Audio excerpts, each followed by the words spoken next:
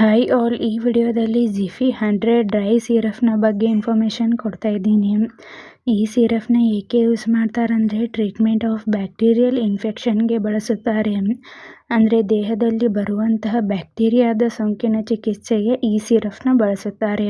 ನಿಮ್ಮ ದೇಹದಲ್ಲಿ ಬರುವಂತಹ ಬ್ಯಾಕ್ಟೀರಿಯಲ್ ಇನ್ಫೆಕ್ಷನ್ ಅಂದರೆ respiratory tract infection, urinary tract infection, lungs, ear, nasal, sinus, throat infection ಮತ್ತು ಸೆಕ್ಶುವಲಿ ಟ್ರಾನ್ಸ್ಮಿಟೆಡ್ ಡಿಸೀಸ್ಗೆ ಈ ಸಿರಪ್ನ ಬಳಸುತ್ತಾರೆ. ಅಂದರೆ ಲೈಂಗಿಕವಾಗಿ ಹರಡುವಂತಹ ರೋಗಗಳಿಗೂ ಕೂಡ ಈ ಸಿರಪ್ನ ಬಳಸುತ್ತಾರೆ. ಈ ಸಿರಪ್ನ ಹೇಗೆ ಯೂಸ್ ಮಾಡಬೇಕಂದ್ರೆ ನಿಮ್ಮ ವಯಸ್ಸಿಗೆ ಅನುಗುಣವಾಗಿ ಡೋಸ್ ಮತ್ತು ಡ್ಯೂರೇಷನ್ನ ನಿಮಗೆ ನಿಮ್ಮ ಡಾಕ್ಟರ್ಸ್ ಅಡ್ವೈಸ್ ಮಾಡುತ್ತಾರೆ.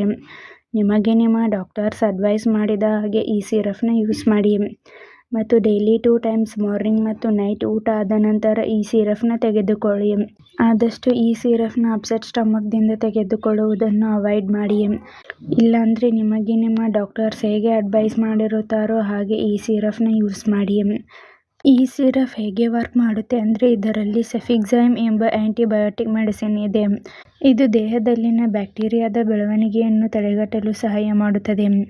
ಈ ಸಿರಪ್ನ side effects: nausea, stomach pain, indigestion, diarrhoea ಅಂದರೆ ವಾಕರಿಕೆ, ಹೊಟ್ಟೆ ನೋವು ಹೀಗೆ ಮೈನರ್ ಸೈಡ್ ಎಫೆಕ್ಟ್ಸ್ ಆಗುತ್ತದೆ.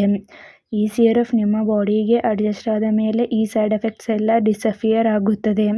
ಒಂದು ವೇಳೆ ಹೀಗೆ ಲಾಂಗ್ ಟರ್ಮ್ ಆಗಿ ಕಾಣಿಸ್ಕೊಳ್ತಾ ಇದ್ದರೆ ಕೂಡಲೇ ಡಾಕ್ಟರ್ಸ್ನ ಕನ್ಸಲ್ಟ್ ಮಾಡಿ. ಈ ಸಿರಪ್ನ ಸೇಫ್ಟಿ ಅಡ್ವೈಸ್: ಇದರಲ್ಲಿರುವಂಥ ಮೆಡಿಸಿನ್ಸ್ದಿಂದ ನಿಮಗೆ ಅಲರ್ಜಿ ರಿಯಾಕ್ಷನ್ಸ್ ಆಗ್ತಾ ಇದ್ದರೆ ಈ ಸಿರಪ್ನ ಯೂಸ್ ಮಾಡಬಾರದು ಮತ್ತು ಈ ಸಿರಪ್ನ ಆದಷ್ಟು ಅಪ್ಸೆಟ್ ಸ್ಟಮಕ್ದಿಂದ ತೆಗೆದುಕೊಳ್ಳುವುದನ್ನು ಅವಾಯ್ಡ್ ಮಾಡಿ. ಈ ಸಿರಪ್ನ ತೆಗೆದುಕೊಳ್ಳುವಂಥವರು ಡೋಸ್ನ ಸ್ಕಿಪ್ ಮಾಡಿ ತೆಗೆದುಕೊಳ್ಳಬಾರದು ಮತ್ತು ಇನ್ಫೆಕ್ಷನ್ ಬರುವಂಥ ಚಾನ್ಸಸ್ ಕೂಡ ಇರುತ್ತದೆ. ಆದ್ದರಿಂದ ಕಂಪ್ಲೀಟ್ ಫುಲ್ ಕೋರ್ಸ್ ಮುಗಿಯುವವರೆಗೂ ಈ ಸಿರಪ್ನ ತೆಗೆದುಕೊಳ್ಳಿ ಮತ್ತು ಈ ಸಿರಪ್ನ ಮೋರ್ ದೆನ್ 7 ಡೇಸ್ ಅಥವಾ 5 ಡೇಸ್ಗಿಂತ ಹೆಚ್ಚಾಗಿ ತೆಗೆದುಕೊಳ್ಳಬಾರದು.